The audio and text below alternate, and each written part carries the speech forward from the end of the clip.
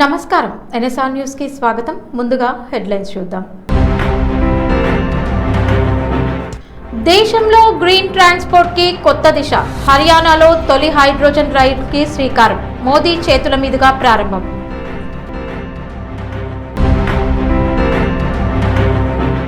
యువ సంగ్రామ సదస్సుకు అనుమతి నిరాకరణ. ప్రభుత్వంపై బీఆర్ఎస్ ఎమ్మెల్సీ రాజు షాంబీపూర్ ఫైర్.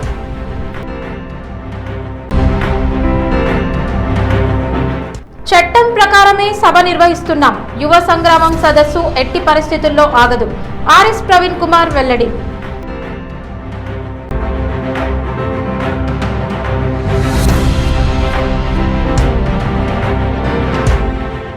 దేశంలో హరిత రవాణా వ్యవస్థకు మరో కీలక అడుగు పడింది. ప్రధాని నరేంద్ర మోదీ హర్యానాలోని జింద్ రైల్వే స్టేషన్లో హైడ్రోజన్ ఆధారిత రైలుని ప్రారంభించారు. ఈ హైడ్రోజన్ రైలు జింద్, సోనిపత్ స్టేషన్ల మధ్య నడవనుంది. పరిశుభ్రమైన ఇంధన సాంకేతికతో రూపొందించిన ఈ రైలు ద్వారా కార్బన్ ఉద్గారాలను తగ్గించడంతో పాటు పర్యావరణ రహిత రవాణాకు ప్రోత్సాహం లభించనుంది. హైడ్రోజన్ ఇంధనంతో నడిచే ఈ రైలు సాంప్రదాయ డీజిల్ రైళ్లతో పోలిస్తే తక్కువ కాలుష్యాన్ని విడుదల చేస్తాయి. దేశంలో ఆధునిక పర్యావరణ అనుకూల రైల్వే వ్యవస్థ అభివృద్ధిలో ఇది ఒక కీలక మైలురాయిగా అధికారులు పేర్కొంటున్నారు. ఈ సందర్భంగా దేశంలో గ్రీన్ ఎనర్జీ, సుస్థిర అభివృద్ధి లక్ష్యాల సాధనలో హైడ్రోజన్ సాంకేతికత కీలక పాత్ర పోషిస్తుందని ప్రధాని మోదీ పేర్కొన్నారు. హైదరాబాద్ లోని సరూర్ నగర్ గ్రౌండ్స్ లో బీఆర్ఎస్ యువజన విభాగాల ఆధ్వర్యంలో నిర్వహించనున్న యువ సంగ్రామ సదస్సుకు అనుమతి ఇవ్వడం లేదని ఎమ్మెల్సీ రాజు షాంబీపూర్ ఆరోపించారు. జూన్ 30వ తేదీన సభ నిర్వహణకు సంబంధించి పోలీసుల అనుమతి కోసం దరఖాస్తు చేసుకున్నప్పటికీ గత 15 రోజులుగా అనుమతి ఇవ్వకుండా ఇబ్బందులకు గురి చేస్తున్నారని ఆయన అన్నారు. మొదట సభా ప్రాంగణంలో కొన్ని మౌలిక వసతులు ఏర్పాటు చేస్తే అనుమతి ఇస్తామని పోలీసులు సూచించారని, వారి సూచనల మేరకు అన్ని ఏర్పాట్లు పూర్తి చేసినప్పటికీ ఇప్పటికీ అనుమతి ఇవ్వలేదని తెలిపారు. సభ నిర్వహణకు సంబంధించిన అన్ని నిబంధనలు పాటించినప్పటికీ ముఖ్యమంత్రి రేవంత్ రెడ్డి అధికారులపై ఒత్తిడి తీసుకొస్తుండటంతోనే అనుమతి నిలిపివేశారని ఎమ్మెల్సీ రాజు షాంబీపూర్ ఆరోపించారు. దీనికి సంబంధించి స్థానిక రంగారెడ్డి జిల్లా కలెక్టర్ గారికి పర్మిషన్ కోసం అప్లై చేయడం జరిగింది. పర్మిషన్ మేము 30 తారీఖు 6వ నెల 2026 పర్మిషన్ కి అప్లై చేసినటువంటి డేట్. మీరు కూడా డైరెక్ట్ గా ఒకటి అప్లై చేయండి పర్మిషన్ సంబంధించి అని చెప్తే మళ్ళీ 13/7/2026 మళ్ళీ మంచిరెడ్డి కిషన్ రెడ్డి గారి, మా జిల్లా పార్టీ అధ్యక్షులు గారి లెటర్ మీద మళ్ళీ ఆ రోజున డైరెక్ట్ గా సిపి గారికి, స్థానిక డీసీపీ గారికి, ఏసీపీ గారికి కూడా మళ్ళీ మేము పర్మిషన్ కోసం అప్లికేషన్ చేసుకోవడం జరిగింది. వాళ్ళు ఏమడిగారంటే అక్కడ కొన్ని వసతులు ఏర్పాటు చేయాల్సి ఉంది, అవన్నీ చేయండి, చేస్తే పర్మిషన్ ఇస్తామని చెప్పడం జరిగింది. అదేంటంటే నేను అక్కడ సీసీ కెమెరాలు పెట్టాలి, అది మళ్ళీ ఒక ఫోన్ వచ్చింది. ఓకే సీసీ కెమెరాలు పెడతామని చెప్పేసి అక్కడ సీసీ కెమెరాలకు సంబంధించి ఎవరైతే పెట్టే అతను ఉంటాడో అతని ద్వారా కూడా ఒక లెటర్ ఇవ్వడం జరిగింది. మళ్ళీ ఒక రోజు 2 రోజుల తర్వాత మళ్ళీ ఏం చేశారు, లేలే ఇది కాదు, మీరు అక్కడ టాయిలెట్స్ ఏర్పాటు చేయాలి, పబ్లిక్ టాయిలెట్స్ పెట్టాలంటే మళ్ళీ ఆ టాయిలెట్స్ సంబంధించి అతనితో కూడా మొబైల్ టాయిలెట్స్ ఏర్పాటు చేసుకుంటామని చెప్పేసి 15 వారి ద్వారా కూడా మళ్ళీ ఒక లెటర్ ఇచ్చి ఇది 2 ఓకే. మరి ఫైర్ కి సంబంధించి ఎట్లా అన్నారు, సరే ఫైర్ కి సంబంధించి కూడా మేము అన్ని చాలాను కట్టాం. ఇది ఫైర్ డిపార్ట్మెంట్ సంబంధించి వారి పర్మిషన్ తీసుకున్నాం, చాలాను కూడా కట్టాం. మళ్ళీ తర్వాత ఏం చేశారు, మీరు పార్కింగ్ ఎక్కడ పెట్టుకుంటారు, పార్కింగ్ సరిపోదు కదా అన్నారు. పార్కింగ్ సంబంధించి గౌరవ శాసనసభ్యులు సుధీర్ అన్న గారు పక్కనే ఉన్న ఒక 5 ఎకరాల స్థలంలో వారితో మాట్లాడి, ఆ ల్యాండ్ లార్డ్ తో మాట్లాడి 9/A సర్వే నెంబర్ పక్కనే 5 ఎకరాల పార్కింగ్ సంబంధించి వారితో కూడా ల్యాండ్ ఓనర్ తో కూడా ఒక లెటర్ ఇవ్వడం జరిగింది. అన్ని ఇచ్చిన తర్వాత కూడా ఇప్పటి వరకు పర్మిషన్ ఇస్తలేదు. మాకున్న సమాచారం ఇది డైరెక్ట్ గా ముఖ్యమంత్రి గారి కార్యాలయం నుంచే సిపి గారికి ఆదేశాలు, పోలీస్ డిపార్ట్మెంట్ పర్మిషన్ ఇవ్వకూడదు అని చెప్పేసి ఒత్తిడి ఉందని చెప్పేసి కూడా మాకున్న పరిచయాల ద్వారా తెలుస్తా ఉంది. హైదరాబాద్ లో బీఆర్ఎస్ ఆధ్వర్యంలో నిర్వహించనున్న యువ సంగ్రామ సదస్సు ఎట్టి పరిస్థితుల్లోనూ ఆగదని ఆ పార్టీ సీనియర్ నేత ఆర్ఎస్ ప్రవీణ్ కుమార్ స్పష్టం చేశారు. సభ నిర్వహణకు సంబంధించిన అన్ని చట్టపరమైన నిబంధనలు, అనుమతుల ప్రక్రియను పూర్తిగా పాటిస్తున్నామని ఆయన తెలిపారు. సభ నిర్వహణకు అవసరమైన అన్ని ఏర్పాట్లు పూర్తి చేసినప్పటికీ అనుమతి ఇవ్వడంలో జాప్యం జరుగుతోందని ఆయన ఆరోపించారు. ప్రజాస్వామ్య దేశంలో రాజకీయ పార్టీలకు సభలు, సమావేశాలు నిర్వహించే హక్కు రాజ్యాంగం కల్పించిందని పేర్కొన్నారు.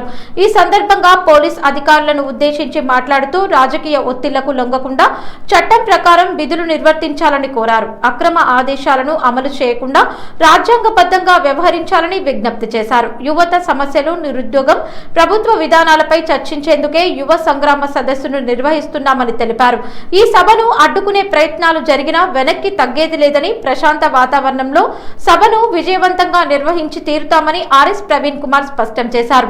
అలాగే సభ నిర్వహణలో పార్టీ శ్రేణులు క్రమశిక్షణ పాటించాలని, శాంతియుతంగా కార్యక్రమాన్ని విజయవంతం చేయాలని ఆయన పిలుపునిచ్చారు.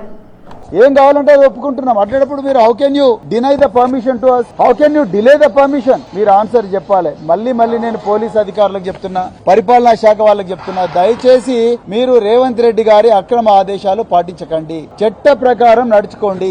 మేము మీరు చెప్పిన ఆదేశాలన్నీ పాటిస్తూనే ఉన్నాం. అయినా కూడా మీరు దీంట్లో మరి అడ్డంకులు సృష్టిస్తే మాత్రం తప్పకుండా రేపు జరగబోయే పరిణామాలకు మీరే బాధ్యత తీసుకోవాల్సి ఉంటుంది. మేము మాత్రం ఈ సభ జరిపి తీరుతాం, తప్పకుండా జరిపి తీరుతాం. ఇది మా హక్కు. రాజ్యాంగం మాకిచ్చిన హక్కు, ఆర్టికల్ 19 మాకిచ్చిన హక్కు. మేము ఎవ్వరిని కూడా ఇబ్బంది పెడతలేము, ట్రాఫిక్ కూడా ఇబ్బంది పెట్టడం లేదు.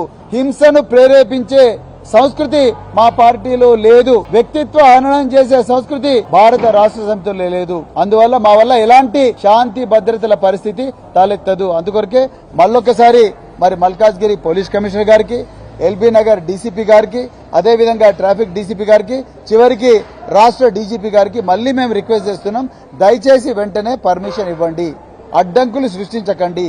మీరు అడ్డంకులు సృష్టిస్తే దీని ఇంపాక్ట్ తెలంగాణ రాష్ట్రం మీద అంతుంటది. ఆ జరగబోయే పరిణామాలకు మళ్ళీ మీరే బాధ్యులవుతారు.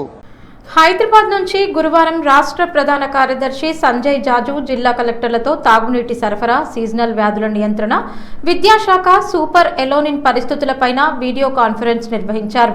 హన్మకొండ జిల్లా కలెక్టరేట్ నుంచి జిల్లా collector Chahad Bajpai, greater Warangal municipal corporation commissioner Venkanna పాల్గొన్నారు. ఈ సందర్భంగా సీఎస్ మాట్లాడుతూ రాష్ట్ర ప్రభుత్వానికి తాగునీటి సరఫరా అత్యంత ప్రాధాన్య అంశమని, అన్ని ప్రాజెక్టుల్లో తాగునీటి అవసరాలకు తగిన నీటి మట్టాలు తప్పనిసరిగా నిర్వహించాలని ఆదేశించారు.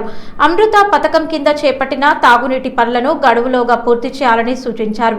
VBGRAMG కార్యక్రమంలో భాగంగా వర్షపు నీటి సంరక్షణ పనులు, ఇంకుడు గుంతల నిర్మాణానికి ప్రాధాన్యత ఇవ్వాలని తెలిపారు. సీజనల్ వ్యాధుల నివారణ కోసం ప్రతి శుక్రవారం డ్రైడే కార్యక్రమాలు నిర్వహించి దోమల నివారణ, పారిశుద్ధ్య చర్యలు ముమ్మరం చేయాలని ఆదేశించారు. విద్యాశాఖలో విద్యార్థులకు అందించే ఒక జత యూనిఫామ్లను ఆగస్టు 15 లోపు పంపిణీ చేయాలని, అలాగే సూపర్ ఎల్నినో పరిస్థితులను దృష్టిలో ఉంచుకుని ప్రత్యామ్నాయ పంటల సాగును ప్రోత్సహిస్తూ అవసరమైన విత్తనాలను అందుబాటులో ఉంచాలని సూచించారు. ఈవీసీలో trainee special deputy collector Rohit Neta, Parkala municipal commissioner Potharaju, Pavan, ZP CEO Seshadri, CPO Satyanarayana Reddy, DAO Vijay Chandra, DMHO doctor Appayya, civil supply corporation జిల్లా manager Mahender, DEO Giriraj Goud, DIEO Gopal, DPO Lakshmi, జిల్లా సంక్షేమ అధికారి Vishwaja, DYSO Prashanth, housing PD Siddhartha Nayak, mission Bhagiratha EE Ramanjaneyulu,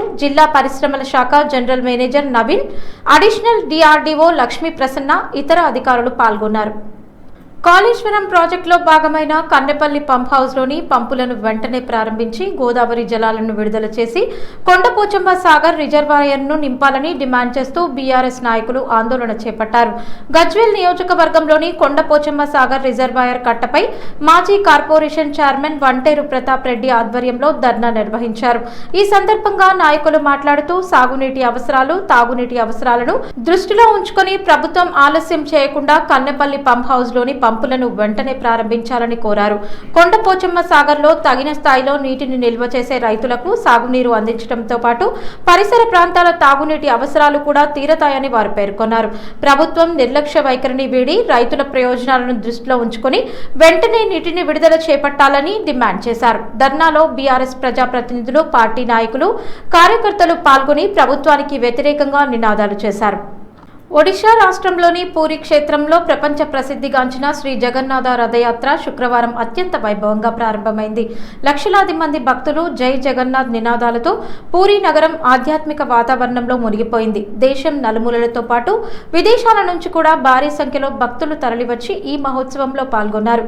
ప్రతి ఏడాది ఆషాఢ మాసంలో నిర్వహించే ఈ రథయాత్రలో శ్రీ జగన్నాథ స్వామి, అన్నయ్య బలభద్రుడు, చెల్లెలు సుభద్రాదేవి తమ తమ భారీ కలప రథాలపై ఆలయం నుంచి గుడించ ఆలయం వరకు ఊరేగింపుగా బయలుదేరుతారు. రథాలను తాళ్లతో లాగడం అత్యంత పవిత్రమైన సేవగా భావించే భక్తులు వేల సంఖ్యలో రథాలను లాగేందుకు పోటీ పడ్డారు. ఈ సందర్భంగా భక్తుల హర్షధ్వానాలు, భజనలు, కీర్తనలతో పూరి నగరం మార్మోగిపోయింది. జగన్నాథ రథయాత్ర సందర్భంగా ప్రధాని నరేంద్ర మోదీ ఎక్స్ వేదికగా దేశ ప్రజలకు శుభాకాంక్షలు తెలిపారు. ఈ పవిత్ర రథయాత్ర దేశ ఆధ్యాత్మిక వారసత్వానికి, సంస్కృతికి ప్రతీక అని పేర్కొన్నారు. జగన్నాథ స్వామి ఆశీస్సులు ప్రతి ఒక్కరిపై ఉండాలని ఆకాంక్షించారు. భారీగా భక్తులు తరలివచ్చే నేపథ్యంలో ఒడిశా ప్రభుత్వం కట్టుదిట్టమైన భద్రతా ఏర్పాట్లు చేసింది. మొత్తం 13,000 మంది పోలీస్ సిబ్బంది, 19 మంది ఐపీఎస్ అధికారులు విధుల్లో ఉన్నారు. యాత్రా మార్గం మొత్తం 473 సీసీటీవీ కెమెరాల ద్వారా నిరంతరం నిఘా కొనసాగుతోంది. డ్రోన్లు, కమాండ్ కంట్రోల్ సెంటర్ల ద్వారా పరిస్థితిని అధికారులు ఎప్పటికప్పుడు పర్యవేక్షిస్తున్నారు.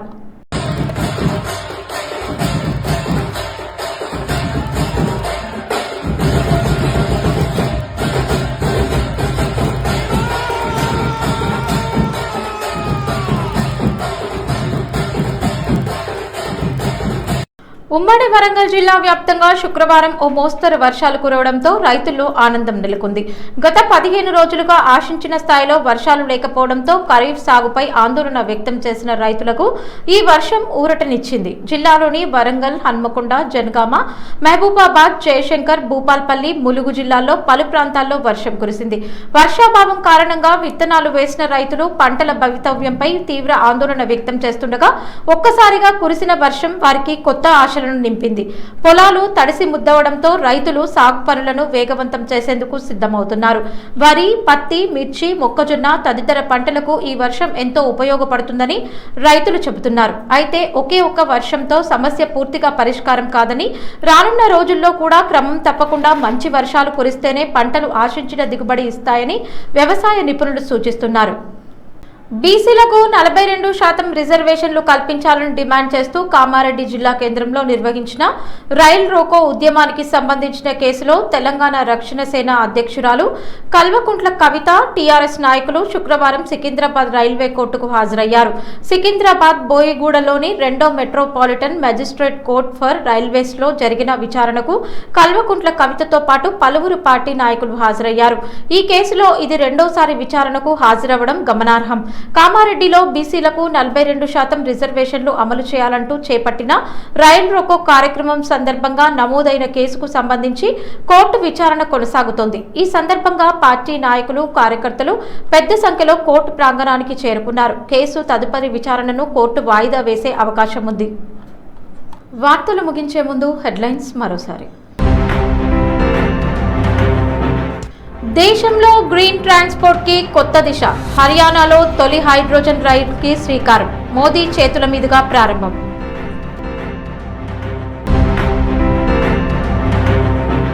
యువ సంగ్రామ సదస్సుకు అనుమతి నిరాకరణ. ప్రభుత్వంపై బీఆర్ఎస్ ఎమ్మెల్సీ రాజు షాంబీపూర్ ఫైర్.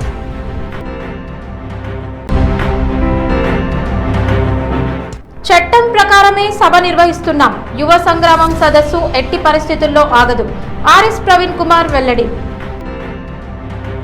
ఈ వార్తలు ఇంతటితో సమాప్తం. నమస్కారం.